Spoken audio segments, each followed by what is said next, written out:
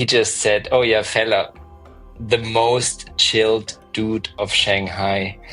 That's how he described you. There's nothing I can do about the bus being late, but I can change myself. I can change what I do. Rather than standing there and being a pissed off person, I can just go, okay, it's late, I can't do anything about it. Yeah, that's hard as well. Everyone wants to help, but it's like not everyone can help. It's like... Herzlich willkommen bei Fasensprung, dem Podcast von Konstantin Schimmert und Frank Steffen. Hello and welcome to another episode of Do You Dare to Come to Frank? This time with my lovely friend Fela. Hi Fela. Hello Frank, how are you? Hello. I'm good. A little bit stressed now. We just tried for like half an hour to get the technical setup to work here, and it's been frustrating because this was not the first time. We've tried this a couple of weeks before, and it also didn't work. But I'm really happy that we get to talk now. I wanted to have this conversation even if we could not record. For the listener. You and we met in Shanghai at the yoga studio Y Plus, and I think in the beginning you were just this idol, this fantastic yoga teacher that I sometimes took classes with, and then my friend Jules, who also knew you.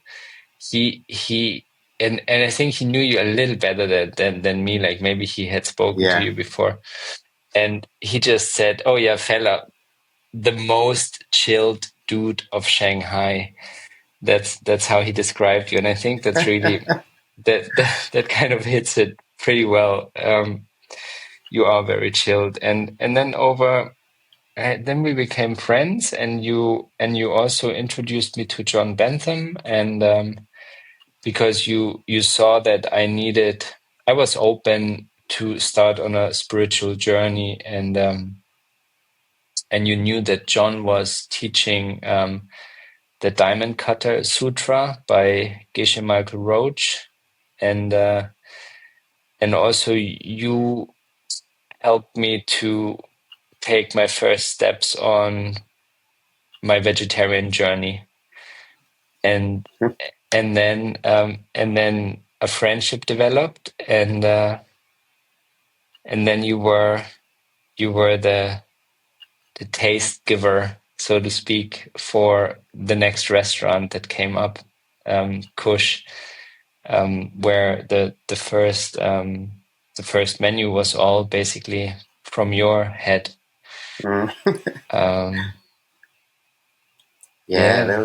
Those were quite some days. It's been a long time. Life in Shanghai, and that I don't like to say expat community because there were a lot of Chinese in our community, but it was an exciting time to use whatever skills you had to use to make things happen. And I think Shanghai was quite an optimistic place at that time. The people just did things; they just do it. Yeah, it was optimistic, and also there was not so much competition. Like especially in the things that we did, like Western food or vegetarian or vegan food, and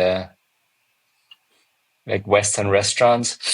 There was just not so much competition. I remember 2005 when I think when I started A Future Perfect, there was basically nowhere you could buy bread at, like only at Lawson or at these Chinese supermarkets where you would get this really, really sweet white flour bread with like raisins in it or something. Like even the toast bread was just not to our taste. And the only place where you could get good bread was the Hilton. They had an okay bakery, and then at a Future Perfect we had this bakery, and we built the bakery into this little house in the garden, and had like 10 different types of bread, and people were so psyched about it. Like it was wonderful. Well, yeah, and you're right. Like it was very optimistic. Optimistic. Everybody just tried doing things. Yeah, it was a great time. Yeah, it was. I mean, before, I think, when we met, I was involved in another restaurant. So one of my students, she had this space. She had it was an Italian restaurant, and her chef had to go back to Japan. So we got talking one day, and so she showed me the place, and I was walking around. It was a beautiful Art Deco building with like wooden floors and brick walls in the French concession. And I was like, I kind of fell in love with the space. And I said to her, this would make a fantastic vegetarian restaurant, Western style. And then the next day, she's like, oh, do you want to help me set it up? I was like, no experience at all. I was like, yeah, let's do it. So you benefited from that. The Kush benefited from that because it was, the food was, we did a really good job. It was like a unique place. It was cool when we first opened, but then I realized I couldn't work with her. She kept changing things every day, so I kind of stepped back and kind of let it. But she kept running that for about 8 or 9 years. It lasted, yeah. It was a great place. It was very. I mean, she did it very. Kazu, her name was. Yeah. Kazu. She did it very. Like she did it the way she wanted. She didn't. Like, it was super special. Like it was more. It was more like a spiritual place than a restaurant, really. Like later on, she had, I think, this little yoga studio next door as well. That's right. Yes. In the same building, and I remember I went to Anamaya a couple of times. Food was good, sometimes great, but it was like a little bit hit and miss, and the service was terrible, strange. You could wait for an hour, 40 minutes to get your food. But that was okay. I mean, that was just like, this was okay. This was Shanghai in the days. So for today, for our conversation, like, I've been,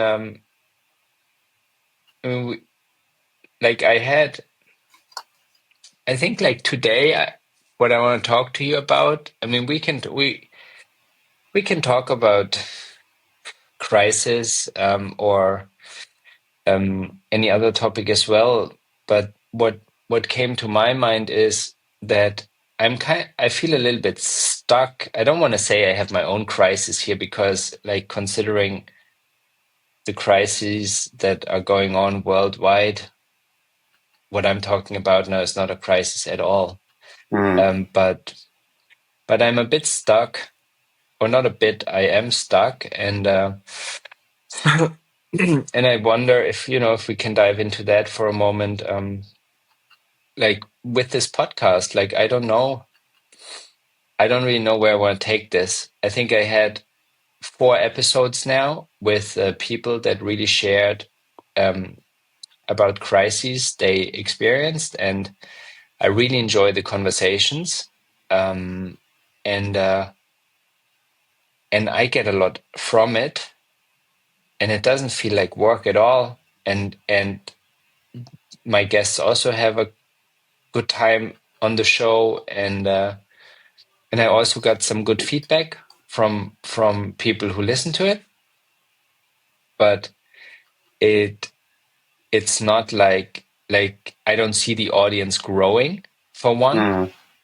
Like I don't feel like there's a lot of people that resonate with what I'm talking about here. And also it's not easy to find people who want to talk about their crises that they experience in their lives. And also I feel like if when you like to really have an open conversation with someone about this, they almost have to be they have to be my friends in order to talk to me about it. Like, would you talk to a complete stranger about a crisis that you experienced on a podcast? Would you? I don't know if I would. Maybe. It'd be uncomfortable, at Maybe, least. yeah. If you knew the person, then at Exactly. If least you, that provides some comfort in yeah, the conversation. yeah, and also maybe you need to know what the person went through in their own life. So maybe if I have if I wrote a book about my life, talking about the crisis I went through, maybe that would help. But like this, I just feel like what I'm doing now is I'm going through my contacts, and there's like, I don't even know who went through a crisis, who I should ask. So there's that, and then, but what I found now is that when I go through my old contacts, there are people that I would love to have a conversation with again. Like, you remember Amina? Yes, yeah. Amina? Yeah. So I reached out to her, and we're going to have a chat soon, and we're going to record this. And I reached out to Caitlin, and Caitlin we're in talking. Australia. Yeah, exactly. Okay, Byron Bay. nice. Yes. So really, really nice people that I want to be in touch with again. But maybe it doesn't have to be a conversation about a crisis. Maybe it's okay to just be that it's a vulnerable conversation, a heartfelt conversation. But then I don't know if that's interesting for people, But crisis it's all in your mind and how you,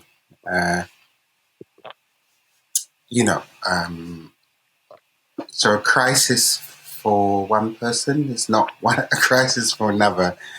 And crisis could be, depending on who you are, it could be something tiny that kind of shifts your life, last year I had my brother passed away, 2023. That seemed like a crisis for me, grief. And then I also lost my nephew as well, like the year before.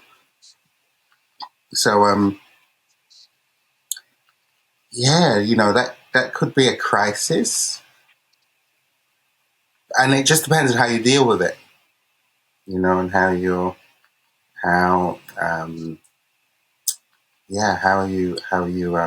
deal with the reality of what's happened. And for me, I wouldn't say it was a crisis, or maybe for other people it might be, but it was more like I spent like the whole year like in a place of like melancholy, very sad. I was lucky I was in nature for a lot of the time, so I wasn't in the city, and I was quite isolated for most of the time in beautiful weather and stuff, so that made it much easier. But I was I I felt like I was being held by nature. Nature came in and took me and then just kind of put me in her arms while I could have that time to be, melancholy, sad, all that kind of emotional that was coming out through me. I just kind of was like, okay, this is what's going on. And then also at the same time, falling in love, So that was quite an interesting emotions of like grieving and then meeting someone who, for me, it was like, yeah, that was the real deal. It was like your soulmate, meeting your soulmate. And that helped a lot, even though I didn't, we spent some time together, but not that much, but it was very useful, So it was like in a time of grief, loving. So it's like kind of changing the crisis or the fear, into, how can I say it? Kind of changing the fear into love, the crisis. You're trying to deal with it. So it's in your mind, you're not thinking this is a crisis, it's bad. You're just like, this is another frequency that's hitting me, and it might be a low one. And then you have to try and kind of like manipulate that frequency and turn it into something good. And for me, that's turning it into something positive, turning it into love, that kind of frequency. So that's kind of like how I dealt with what was going on. It's still there. I still feel it. But a few weeks ago, I went and did some, not the first time, but I went to an Ayahuasca-Ceremonie, which, it's funny, the first time I went, it was like, I didn't think I had any. I just did it because I was interested and curious. But this time I kind of went in like with a feeling of, there's something inside me that needs to shift. And I can't really put my finger on it, or, I can't really resolve it by myself. And I don't want to go to a therapist. So, I thought, ayahuasca. And it happened to be the last one of the year. They're not doing them anymore. And it happened to be, I was like, the dates, I was either going to go to Shanghai to pick up my stuff, which I left there, and it fell on the same weekend. I was going to fly to Shanghai just for a few days with a friend who works on the airline, pick my stuff up and come back. But it fell on the same day as the ceremony. And I was like, I don't know if I'm ready to deal with, like, to go to Shanghai after all the stuff that's happened. So I was like, okay, I'm going to go. I do the ceremony. I had the last spot as well. So it was kind of meant to be for me. And what I realized from doing that was afterwards, that thing I couldn't put my finger on that was going on inside, it was like there was this kind of heaviness in my heart. There was something there, like, heaviness, sadness, pain that was there. And when I left, not even when I left, when I was off, while I was doing the ceremony, it kind of evaporated. It was gone. And then I was like thinking to myself, oh, it's gone. I don't feel it. I was lying there. Oh, that pain and heaviness is, but I was thinking, oh, it's going to come back tomorrow, or it come back in a few days or something like that. And it's been like maybe 3 weeks now. And it hasn't shown itself at all. So it's like that medicine, the ayahuasca, she knows exactly what you need when you take it. It's like no matter what your intention might be, you might need something else. So she kind of she touched that place and removed it. And it was amazing. I'm still amazed. I'm still like waking up in the mornings like going, it's not there. It's interesting.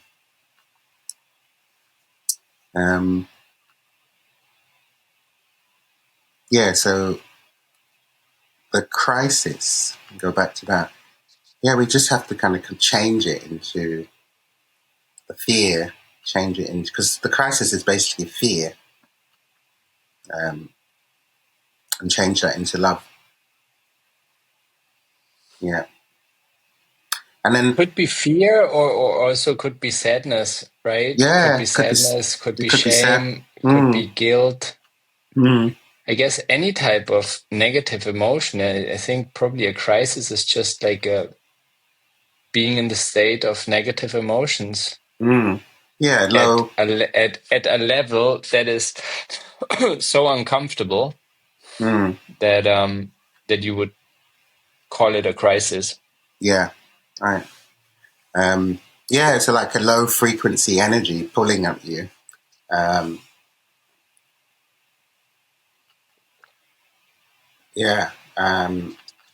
But how do you transform something? You know what you said before, like taking a low frequency energy or taking fear, and how do you transform this into love?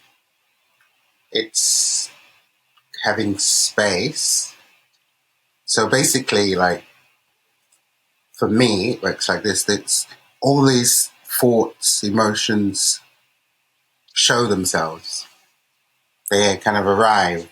Some of them are more dominant there. And I would identify with them. So, I'm sad, I'm this, and that. And I would identify with them. So I would become that thought or become that emotion. So what I started to do is to have separation, become like more of a witness or observe them and not get involved. Just watching, like, what's the mind doing? Well, where are these thoughts coming? What's this chatter? And then just sitting back and like going, okay, I'm going to back off. I'm just going to observe. I'm going to witness. I'm not going to get involved. And then if you do that enough, there is that separation where I can actually observe all of this stuff without getting entangled with it all. So that's it's like meditating, but you're not sitting and closing your eyes. You're dealing with that during your daily life. It's always coming up. So it's like, just practicing that, watching them, laughing at them, That at helps. the craziness. That shifts the mind immediately if you laugh or celebrate. And it's like trying to develop some kind of alert system. So when those thoughts and emotions appear, you have some like tools, alert system to like, okay, they're coming now. Don't get entangled, but observe. And that's the kind of tool to. It doesn't always work, but the more as you practice, you get better at it. Yeah. And the alert system actually is the negative emotion. Yeah, exactly. Yeah, when it comes up. Yeah, exactly. Yeah. So you've been teaching yoga for how long? 25, maybe a bit more. 25 years. Plus. So Yeah. how has yoga helped you with dealing with negative emotions, So transforming grief, mm, which role did yoga play? Or um, how did that develop for you? so what I explained to you, like this Yeah. separation, this witness, that's basically yoga. So it's like these are kind of practices you do when you're sitting on your mat. But what I do with that, I take it off the mat, and then I try to have it like like I read a quote somewhere, and it's like saying you can't do yoga, yeah, you got to be it or something. I can't remember. There's this quote though, but yeah, you don't do yoga, you have to be yoga. So it's like trying to be that, trying to, use those tools. So everything you learn on the mat when, you're putting yourself in these crazy positions, and it's like, but you still need to be calm, you need to breathe and be in the present, in the moment. So I think there's the same thing you use in your daily life. You use those same tools which you use on the mat. Yeah. When something happens to you, or, you're waiting for a bus, and or you get pissed off. It's like, I'm waiting, so why not I just watch my breath, stand in mountain pose and just like observe my breath rather than getting pissed off. It's like there's nothing I can do about the bus being late, but I can change myself. I can change what I do rather than standing there and being a pissed off person. I can just go, okay, it's late, I can't do anything about it, but I can practice being in the present moment while I'm waiting for it, So that's, And I I think mean, I that's what think we practice when we do asana, right? yeah, Like just even if it's uncomfortable, mm, being with it, mm, observing it, being in the mm, body, not in the mind. mm. And trying to let go. Like if you're gripping and you're trying to breathe and trying to let go, And I think in the same way, when you're in the real world, you're like, you're trying to breathe and let go of the past hurts as well at the same time, But it's like kind of understanding your mind as well, It's like I used to say to my students, like, and get them to sit and meditate, and I'm like, so I tell them to watch their breath or watch their body, and then observe their mind, and then I'll ask them questions like, who is observing your mind? Who is observing the thoughts? Where is that? Is it like, are you your thoughts? Are you your mind? Like, who's observing that? So then that gives you another question. It's like that consciousness, that seat inside. It's like cleaning the mirror, clearing it of all the thoughts and stuff, so you can really directly connect with like this. They call it soul or atman or your higher self. There's millions of names that you can want to describe it, but it's like having creating a connection or a frequency with your higher self. And when you do, you kind of know it. Well, I do anyhow. Like when I hear that voice or feel that frequency or vibration from something bigger than me, and kind of Yeah. I feel it in my cells. I can't say it's a mental thing, but I feel it in my cells, in my body, like all throughout. So it's about trying to like all the mental stuff and the mind. You go crazy, like if you're like this chattering. If you're listening to that all day and all, like it's like, oh my god, that's like hard work. It's like having your best friend chatting to you like non-stop for the whole day. It's like your and mind. it's not the best friend. Like Yeah, the stuff or that comes out is not yeah, always exactly. helpful. No, yeah, Oh. constant chatter. So Mm. yeah, so it's like trying to separate just have space between the chatter and the emotions. Yeah, So it's what in. am I going to do? Hmm? What are you gonna do? No, sorry, I didn't want to interrupt your Mm. thoughts. What did you want to say? No, no, go continue. No, I'm just still, I'm thinking, like, what am I going to do with this podcast? Mm. What am I going to talk to? What do I want to talk about? And who am I going to ask to talk about it with me? I think like the names you said already, like Caitlin, she's a very interesting person to chat with. But now I'm just tapping into all my old friends, basically. And when you've run out of all your old friends, Yeah, exactly. end of podcast.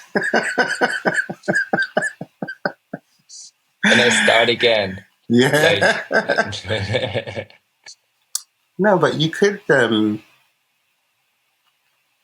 know, you you could you could keep it on the crisis level, but it doesn't have to be. You can ask someone about like what they felt was a crisis in their life. It doesn't have to be what you think a crisis might be. Like, so for yeah, someone, that's what I'm already doing. for someone, That's it what might, yeah, I already tell them. yeah, It doesn't have to be big. It doesn't have to be big. yeah, It's just a time in your life that felt hard, and that you'd be willing to share about. yeah. And I I feel think, like it doesn't even have to be a crisis. I think it can be also just a conversation about an interesting topic but it needs to be vulnerable. It needs to be real. It needs to be, it needs to show that sometimes we hurt, sometimes we don't know, sometimes we lack direction, sometimes sometimes we make mistakes. we fall in love and then we lose love. And then we So, get so really what, sad. so, so what happened with your Oh, love? um, so last time I told you, um, long long story short, so I told you last time that we met, and I was going to meet her to kind of say goodbye, like, and that's it. Yeah, Because I mean, it's like yeah, I was trying for like 5 months, like, and while I was in London, and it didn't work, and then I left, and then it's just like, let's forget about this. But there was this, I could feel her presence inside of me, like it was there, and I suppose I wasn't ready to 100% let go until she told me she met someone, and then after that I was kind of like, that's quite good in a sense, because it's like, it's clarity. It's like, yes, done. It's like, she's with someone else. She's said she's happy. That's it. Good. So I kind of left it like that. It was really nice. And then, like, a few weeks, there was like messages, and I was just like, this is really odd. Why? Why are you sending me messages still? And I couldn't help but respond, So that was that to and fro. And then the message was like sometimes a little bit cryptic, and I would be like, what's going on in her life? But when I tried to, I actually didn't want to have a conversation because I was, trying to protect myself in a sense. Anyway, and before coming back to London, I received a message, and we were chatting along. Like every few weeks, there would be a message, and she asked me when I was coming back, and should we have a coffee? Blah blah. So when I got back, we arranged to do that. And then it was I wasn't expecting this at all. She told me that she was still in love with me. But the person she was, the man or the person she's seeing, she just moved in with him. So I was like, what am I supposed to do with that? But you know what? It was like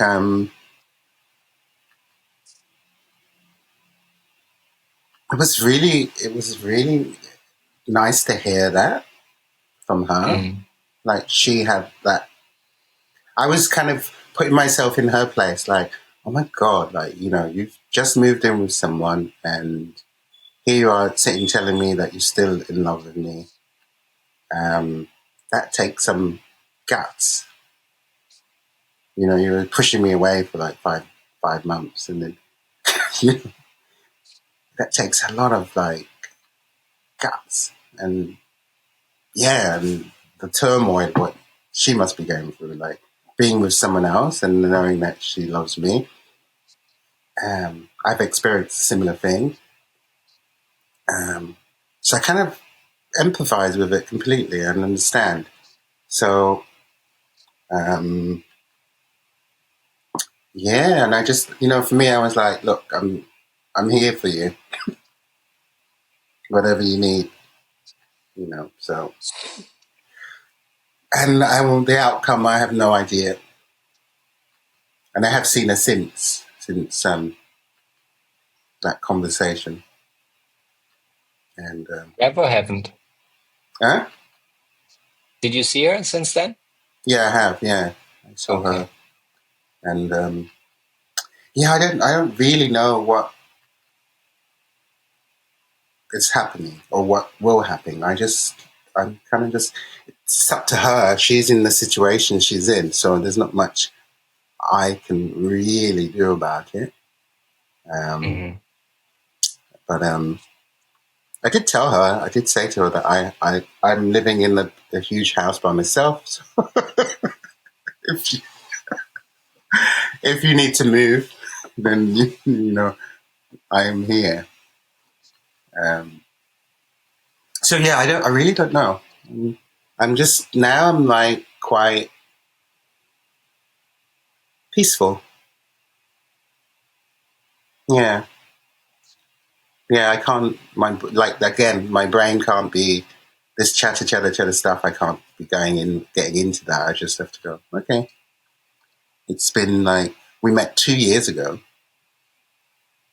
It's like it'll be 2 years in January, and yeah, and I'm like, what? There's this pull, you know. There's this connection which is strong. So really, really strong, you know. And I'm just like, I haven't felt that before, and I've been married, you know. So I was like, yeah, I haven't really felt it before, but I'm just glad I shared it. I had it, and whatever happens now, is whatever happens. Yeah, yeah. But I'm glad that I experienced that with her. Yeah. It reminds me of Mm. I used to work as a waiter in a restaurant in Munich, and there Mm. was this other girl also waiting. So she was my colleague, and you know, I liked her so much Mm. when I was close to her, I could really feel her Mm. like standing next to me, and and the energy was so strong, and you know, I asked her out for a coffee or a cinema or something. I mean, this is like, I mean, I was like, I don't know, 23 at the time. This is Mm. 25 years ago, and and and she never, you know, she never she was never really interested, so nothing ever happened. Yeah. And then I don't remember, like a long time later, like a year later or something, I met her somewhere, and we started to talk, and then she just said this. She just said, like, do you think I didn't feel that? Like when our hands touched or something, All the right. electricity. And I was like, no way, like you felt this too? Like that Yeah. then why did you never go out for a coffee with Yeah. me? Like, Yeah. what is wrong with you? And I just couldn't. I mean, she was much more interested in these guests that came to this cafe who were like 10 years older than me, who had like you know, they were not students anymore. They had like Yeah. good jobs and they had nice cars, and she was interested in them. And I just thought, what a waste. Like, why would you not like follow that feeling when it's so strong? But I was happy to hear, you know, I was really happy to hear that she at least felt it as well. Yeah. Yeah. Funny. Yeah. It's nice that, I mean, It's such a nice emotion. yeah. Like, When you're with someone and yeah. it's like that, it's funny because like the last time I saw her, she sent me a message saying like when when she's with me, she feels like her frequency or how she vibrates like higher or something like that. She sent me a message. I can't, but I was just like, oh my God, you know, it's like, and I kind of feel the same as well. You know, it's like that same thing. It's like, I feel like there's this pulsation of energy, like just, And then you know, have you not asked her, like, why is she still living with him? Why is she not moving out? I can understand it though, you know, in a sense, Uh, Did, did, you know, what did she, did you ask her? Did she say something? when I know I haven't asked her actually, like why you're not, Okay. because I don't want to put that kind of pressure on her either, you know, it's like, All right.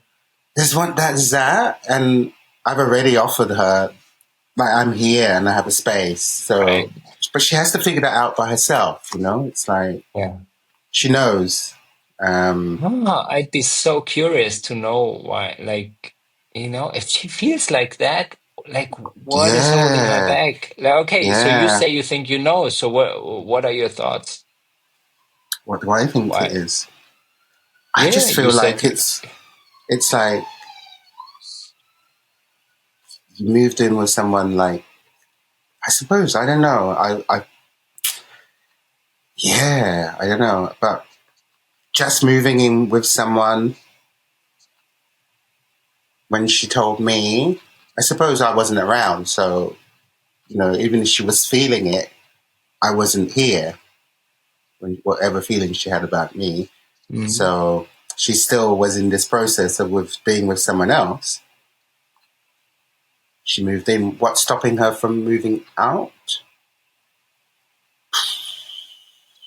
that's Fear, my question. fear. Like, There's a lot of, maybe there's fear. Maybe she cares for the person as well. Still, um, oh yeah, yeah, you know,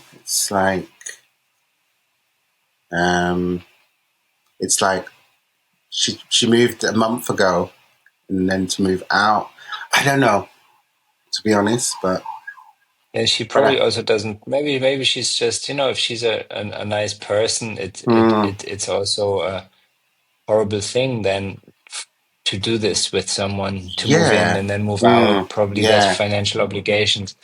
Ah, yeah, all but of then on that, the other hand, yeah, like staying in that situation it's isn't good either. I no, mean, for both of them. mm, Oh, damn. yeah, yeah, you know, and I've tried to keep myself like, try not to. Like, I have moments of the day Neutral. where I think about her, and I'm like want to text or send something, and I have to kind of stop myself. Yeah. Because I don't want to be, in the evening, this guy texting, and so, Oh. But right now, it's like, in her head, it's like, I can see when she sees me, she must feel like guilty going back to him. Not that we do Yeah. anything, we're not having sex or, but I sense that, like, that, or even when I said to her, look, I'm not, I Yeah, I said to mean, her, it's such a like, strange situation as well. Of course, she makes up her mind how you feel yeah, about it. Yeah. And another thing, we weren't together as well. Like, it wasn't like literally. Right. It's been the 6-7 months where I haven't been in the country. So, I suppose if I turned around and when I came back and said, like, yeah, I'm not interested anymore, she'd just get on with whatever she's getting on with. But she obviously wanted to tell me it because that's what, but we'll see. I don't know where. You know what like this do you know this dynamic, like when you when you when you're kind of like doing something that's forbidden, or you or you or you y- y- you think like you like how do I say this? I just want I once fell in love with someone who was married and had a child, so it was clear nothing would ever happen. But that made it even that made the emotion even stronger. Yeah. You know what I mean? Like, do you think this also plays into it? I don't think so, because we were actually together Yeah. Okay. Yeah. before. All right. It We started were before. like, You're right. yeah, it You're started right. before, and then I kind of cut it off because I wasn't sure if when I was in Greece, I didn't know if I wanted to come back to London and blah blah blah. So Right. I kind of just was completely honest and said I don't know if I want to move back.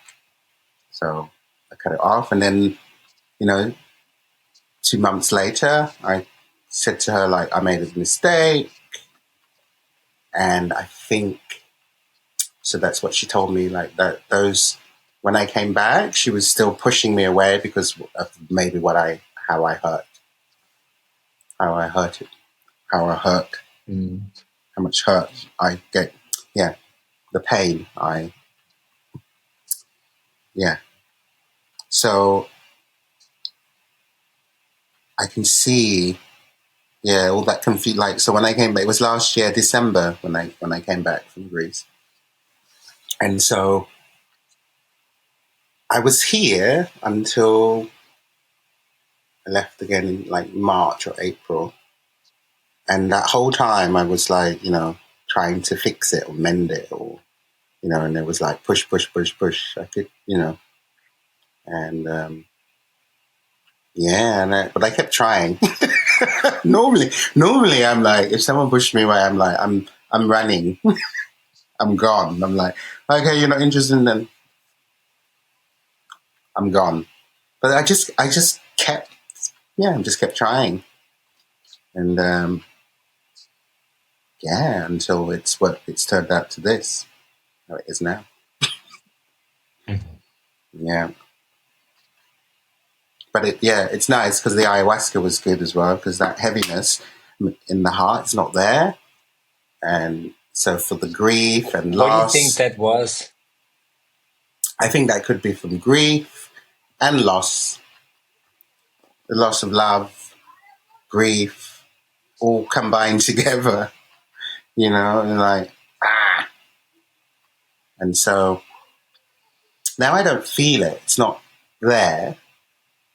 It's just the thoughts. So sometimes the thoughts come, but now I know how to deal with those. So it's not, I don't feel like I'm in a bad place. I actually feel quite positive. How long did the grieving last, like with your nephew and your brother? It's a couple of years. Well, he was March 23. So yeah, like a year and a half. I think even up to when I had the ceremony, I think right now I feel more like, I feel like my heart is open more. You know, there's not that pain there. So I would say until this ayahuasca ceremony. It's a long time, no? 1.5 years Mm, grieving. mm, mm. But it just hits you in it. It's like, it just kicks in that this kind See, of, I don't have experience mm, with grieving really. I mm, still have both my parents, and mm, when my grandparents died, I was young. mm, yeah. So And it's like, it's not like, you know, I lost my dad when I was like 21, but it's different because it's like my brother, and we grew up together, you know, it's like very close. So yeah. And I think if you lose a parent and they're old, it's like, okay, it's still grieving, but you know that they're old and blah, blah, blah. These things happen. you can make sense of it, yeah. Yeah. But you know, when someone's quite young and How old it's, was your brother? he was younger than me, so he must have been about 50 when he passed. Yeah. Um, How did he die, if you don't mind me asking? he had a heart attack while driving. Yeah, but he wasn't. I mean, he wasn't unhealthy. So yeah, and it just happened. It was like he was in the car. Um, yeah, and he was in the car with his girlfriend. She said he slammed on the accelerator when the heart attack kicked in, and then hit a tree, and the car And she flipped. survived. Yeah, she was in the car. Yeah, she was fine. But it wasn't the accident that killed him. It was the heart attack. I Yeah, see. because the I damages were see. like scratches and stuff. So yeah, yeah. So it takes. I think it just takes time to kind of like acceptance, and that person's not going to be there. And he was also like my rock as well, you know. So he was my little brother, but he was like my older brother. He was like, if I ever needed something, like I could rely on him. And yeah, and he was just kind of like, yeah, he was like the rock of the family, you know, like the glue who held stuff together. Like, yeah, so that kind of gave me the freedom to just go off and do my own, you know, travel and not worry about what. Because Mike's is in London, he takes care of everyone, you know. So it's like I can just go and travel. Um, yeah, but if you like, when your time is up, your time is up. You know, when you're ready to go, you have to go. You know, as your soul has to go somewhere else. So I suppose that was his time. And then it's like finding acceptance. Like now I feel like, yeah, it's yeah, I miss him. But the grieving is like, yeah, I feel like I'm in a better place now. Yeah. you try to make sense through that type of thinking, like, that our souls move on and Yeah. From day one, I kind of like said that to myself, and I kept seeing like synchronicities, like, I pick up a book, and then the book would be talking about like death is like it's not the end, it's the next step. So I'd pick up stuff which would be telling me stuff, like you pick up something and like, oh my God, it's like, yeah, all these little messages in different places. And so yeah, but it's still also hard because the person's gone. You in your head, you might understand that whole process, spiritual process of moving on to the next place. But the loss of not having that person around, it's like, you just feel it inside you. Yeah. So, but it makes sense. I'm like, now I'm like, yeah, we move on. Like, death is not the end. For me, that's what I believe. I feel like we learn in this body, and then we're off to the next place as souls. And how's your Consciousness. mom? My mum, she's good. Yeah, Yeah. she's with my sister. I just like, for a parent, it Yeah, must yeah, be so hard to lose a child, no? yeah, yeah. Well, in your Africa, Nigeria, the Yoruba tradition, when someone dies who's younger than you don't go to the funeral. Why not? You just don't. It's like this whole Yoruba thing. It's like that, like you said. It's like you're losing someone who is like your child or younger. Yeah, they just don't do it. They just don't go to a funeral. They will celebrate the person's life, but they won't go to the actual burial. Okay. Okay. Yeah, and I can understand that. You don't want to really see your son in the coffin. That No. grief of like, yeah. Anyway, I don't know, but yeah. So all my aunties who were older and stuff, they all came to the house on the day, and they were with my mum. Mm. Yeah. I think it's a bit quite hard as well. I see these for the elders.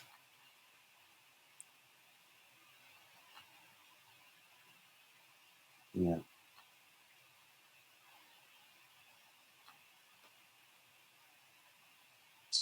I feel like, I feel like he's in a better place. Mm. We'll find out soon. Not soon. Hopefully not soon, but not too soon. Not too soon. Give Yeah. it a few more years. Yeah. Exactly. We'll kind of go, man, why didn't we go earlier? No, I just think, like, when you do all these spiritual practices and yoga and meditation, and you also do it to open your heart, right? To get out of your mind, to get into your heart, and to explore emotions and feel emotions, and then you're experiencing a loss like that. It hurts a lot more than, if you don't practice these things. Yeah.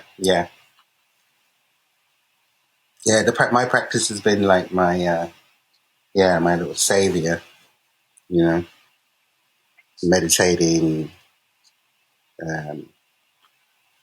asana, everything really, the whole lot, the whole Like, practice. I once did a course called The Journey of Profound Healing. with a guru. Her name is Saima. It was a very Yes, exclusive I, event, I remember and you and going. uh, and it was so transformative. It was like a 7-day silent thing, and she did family constellation with us, Mm, and at the end, my heart was so open that just reading a goodbye letter from her on mm, like the morning after the course had finished, I was so sad and I was crying in mm, my room, and then I went to this was in close to Miami, and then I went to the city. I don't know where I was, maybe Miami or somewhere, and I was at the beach, and I was lonely again, like after spending a week with like 30 people. mm, And I was so sad.